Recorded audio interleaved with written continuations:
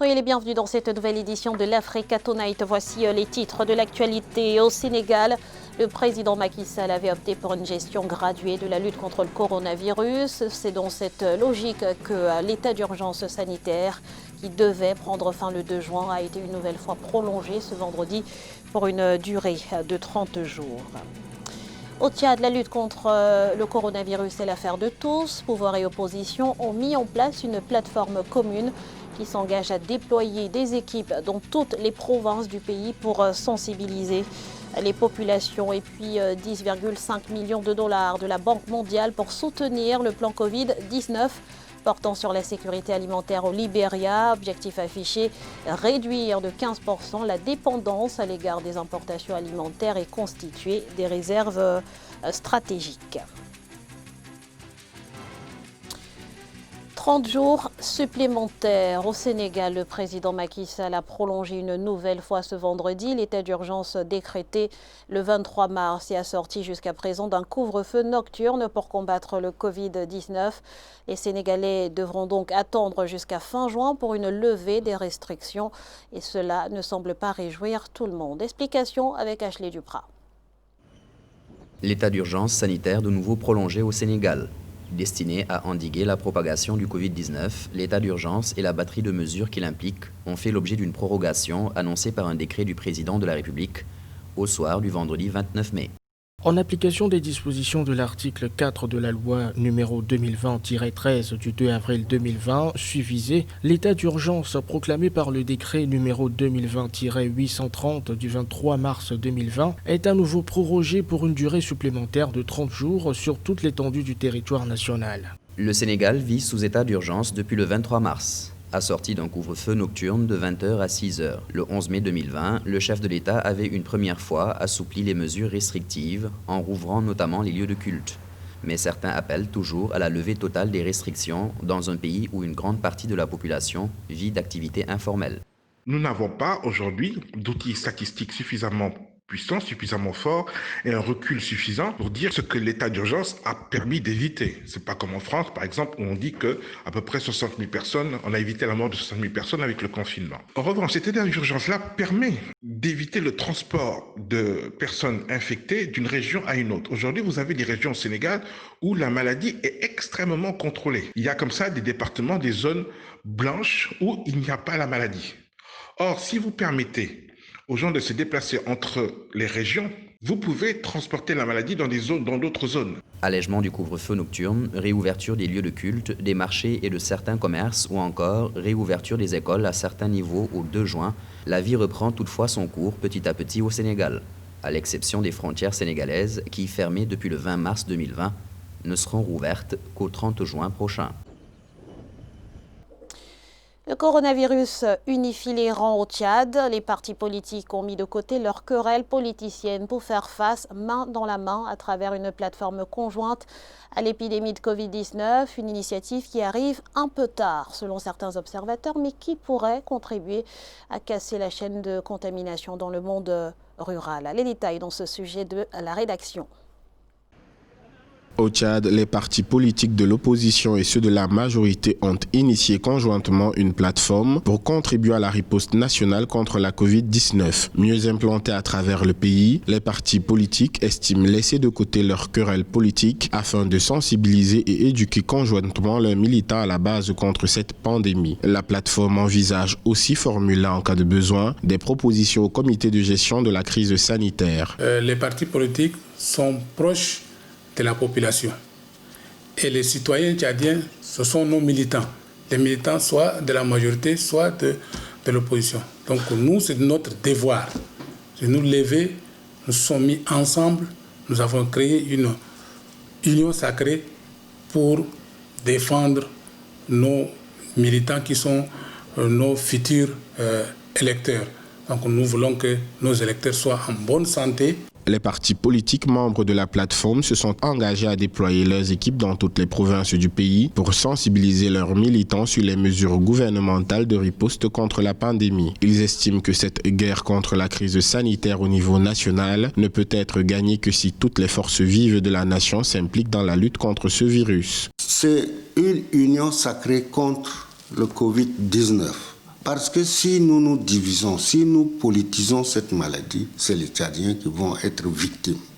Donc, il faudrait bien que nous nous unissions contre la Covid-19. L'heure n'est pas à la division. Il faudrait bien que les partis politiques de la majorité comme de l'opposition s'unissent pour combattre cette maladie. Pour certains acteurs, même si cette initiative des partis politiques vient tardivement, elle pourrait contribuer à casser la chaîne de contamination qui prend de l'ampleur ces derniers jours dans le monde rural, jusque-là très peu ciblé par les sensibilisations contre la Covid-19. Cette pandémie est une double peine pour les réfugiés qui luttent quotidiennement pour survivre. Le Haut Commissariat pour les réfugiés appelle donc à une plus grande mobilisation en faveur de ces derniers.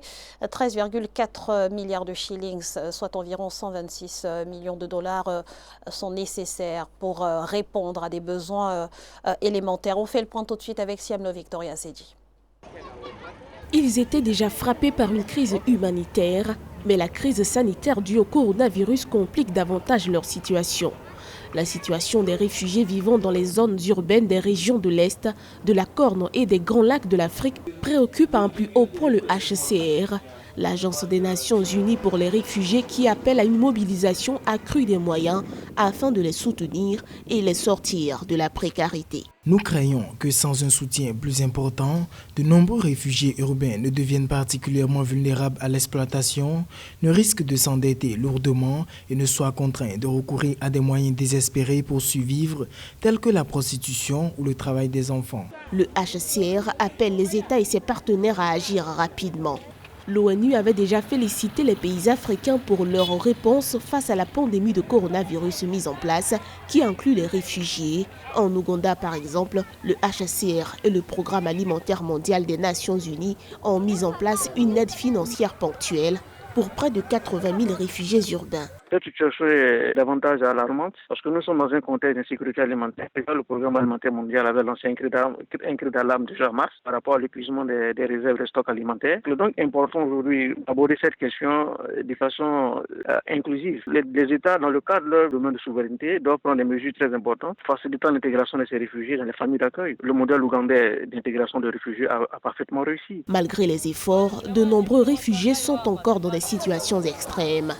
Le HCR étudie la possibilité d'élargir l'assistance déployée. Avec les restrictions imposées du fait de la pandémie de coronavirus, plusieurs réfugiés sont menacés par le chômage. Plus actifs dans l'économie informelle, nombreux vivaient déjà au jour le jour, avant le déclenchement de la pandémie.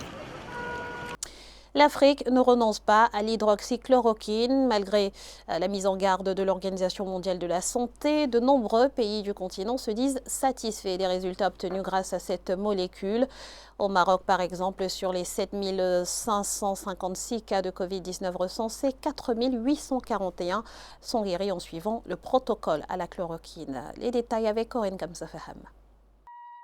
Comme l'Algérie, le Sénégal ou encore le Tchad, le Gabon a officiellement annoncé ce 28 mai qu'il continuerait d'appliquer le protocole de traitement contre le coronavirus à base d'hydroxychloroquine et d'azithromycine. En dépit de la mise en garde de l'Organisation mondiale de la santé, de nombreux pays africains affirment que ces molécules font leur preuve dans le traitement. Au Maroc, par exemple, sur plus de 7 500 cas de Covid-19 recensés, 4 841 cas ont guéri en suivant ce protocole. À l'instar d'autres pays, le Gabon continuera d'administrer aux patients atteints de la Covid-19 le traitement actuel à base d'hydroxychloroquine et d'azithromycine, car celui-ci fait valeur de la loi du 6 avril 2020 qui fixe les conditions de prise en charge des patients atteints de la maladie à coronavirus.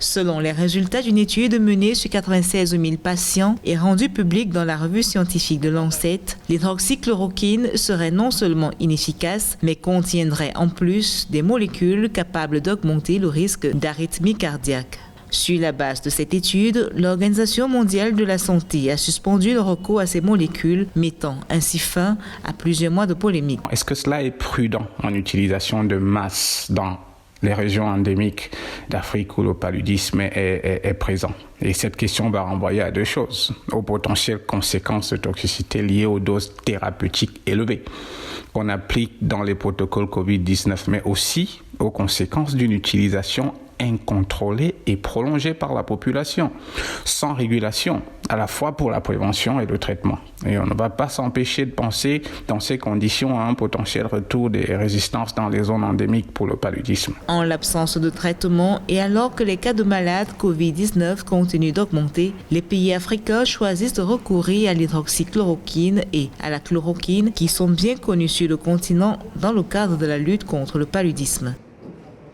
Au Libéria, le plan Covid-19 portant sur la sécurité alimentaire va favoriser la création d'emplois puisqu'à travers lui, environ 100 petites entreprises de transformation et 50 coopératives agricoles seront constituées. Un projet qui bénéficie d'un appui de la Banque mondiale à hauteur de 10,5 millions de dollars. Les précisions d'Amenedi.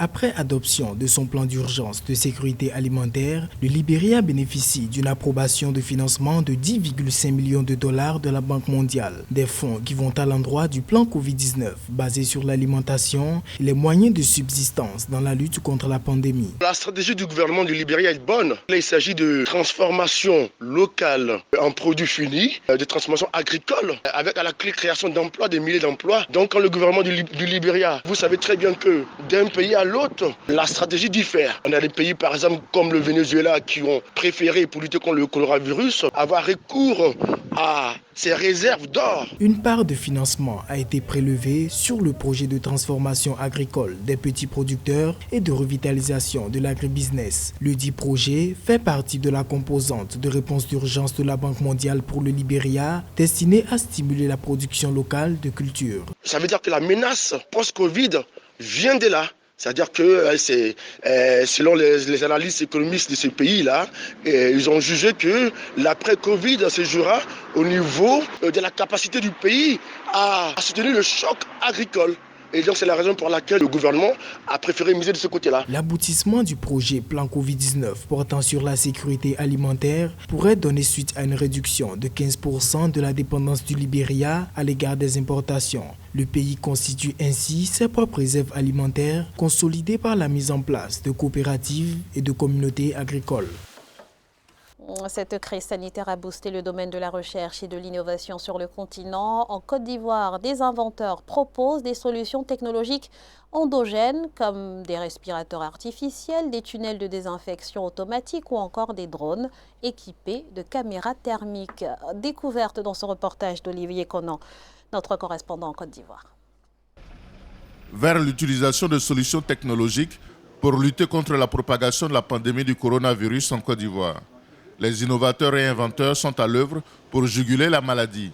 Les entreprises de fabrication ou d'utilisation des drones ont formé une alliance pour proposer l'utilisation de ces appareils volants de petite taille en environnement urbain. Les principales solutions aujourd'hui sont axées sur la désinfection par drone. Vous avez aussi une deuxième catégorie de drones qui est équipée d'une caméra thermique. Cette caméra nous permet d'avoir une idée claire sur la température individuelle de certaines personnes dans la foule. Et bien sûr, l'image est transmise au sol. Et c'est les autorités, bien sûr, qui seront en mesure de gérer ce flux d'informations. Parmi les propositions pour lutter contre le coronavirus figure un portique de désinfection automatique made in Côte d'Ivoire, conçu comme une solution de protection de masse de la population. La personne passe, il ne touche absolument rien. La machine détecte le passant et la machine maintenant procède à la désinfectation. Dans tous les marchés, comme par exemple Nangui à Brogoua, on prend à mettre plusieurs. Et dans tous les points d'Abidjan où il y a la grande circulation, ça obligerait la population à se faire désinfecter parce que les systèmes où on doit appuyer des pédales, où on doit tourner des boutons ne marchent pas. A noter que Aboubakar Bakayoko a également conçu un respirateur artificiel rustique pour assister les malades du Covid-19 sous assistance respiratoire.